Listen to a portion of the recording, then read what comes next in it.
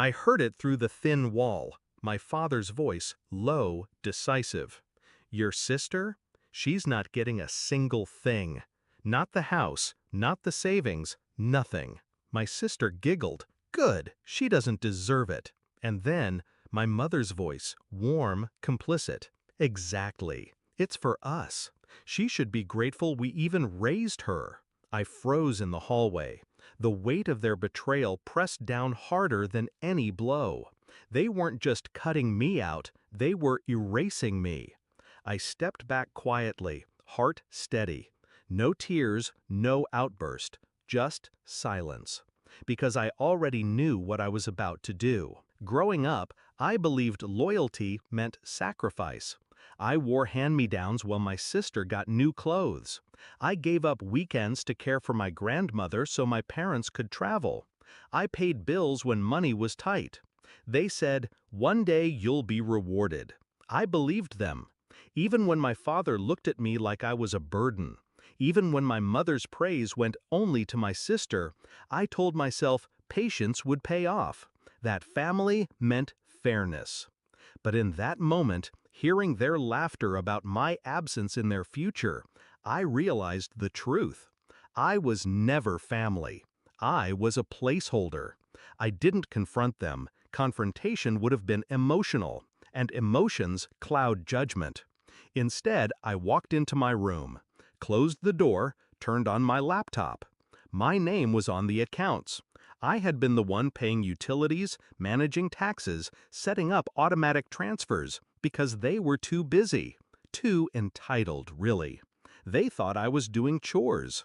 They didn't realize I was studying every password, every pattern, every detail. That night, while they slept soundly, I logged in, one account at a time. Savings, investments, even the rainy day fund hidden under my father's business expenses.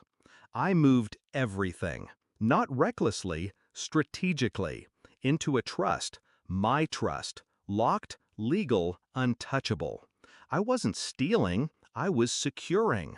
And when the last transfer confirmed, I shut my laptop with a calm that surprised even me. The next morning, they acted normal.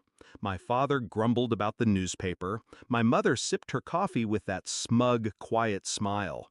My sister scrolled her phone, smirking like she had already won something. I said nothing, just observed. Days passed. They carried on as if their secret conversation had never happened. But then the first bill bounced. The autopay for the mortgage failed. The credit card declined at dinner. Confusion turned to panic. I watched my father slam his fist against the table, veins bulging in his neck.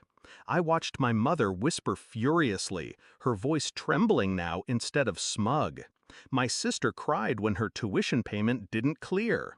They were unraveling, and I hadn't even made my move yet. It came a week later. I walked in as my father was on the phone, shouting at the bank. My mother was pacing, hair disheveled. My sister looked pale. They all turned when they saw me. My father's eyes narrowed. "You know something." I didn't flinch. "I know everything." My mother's voice cracked. "What did you do?" I stepped closer, calm, deliberate. "I did what you always taught me. Plan ahead. Secure the future." They stared. "You said I wasn't getting a single thing," I continued, "so I took nothing. Nothing that was yours." Silence. Only the sound of my sister's shaky breath. Then, the twist of the knife.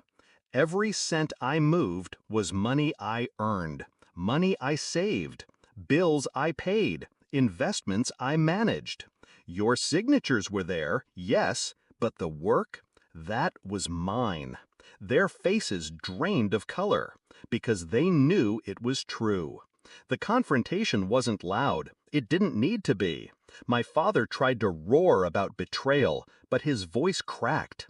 My mother whispered accusations, but her eyes wouldn't meet mine. My sister just sobbed, realizing the safety net she relied on had been cut. I let them speak, let their fury crash against the wall of my silence. Then I said, quietly, "You erased me. I just returned the favor." And then I walked out. Now I live without the weight of their expectations. My home is mine. My future is secure. They can't touch it. Do they blame me? Absolutely. Do they call me ungrateful? Every chance they get.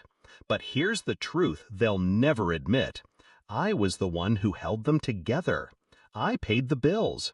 I kept the lights on. I carried the burden they took for granted. Without me, their empire collapsed into dust.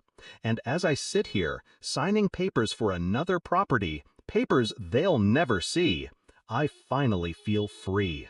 Because revenge isn't about screaming in someone's face, it's about silence, precision, control. It's about watching the people who dismissed you realize, too late, that the thing they underestimated was the only thing keeping them alive.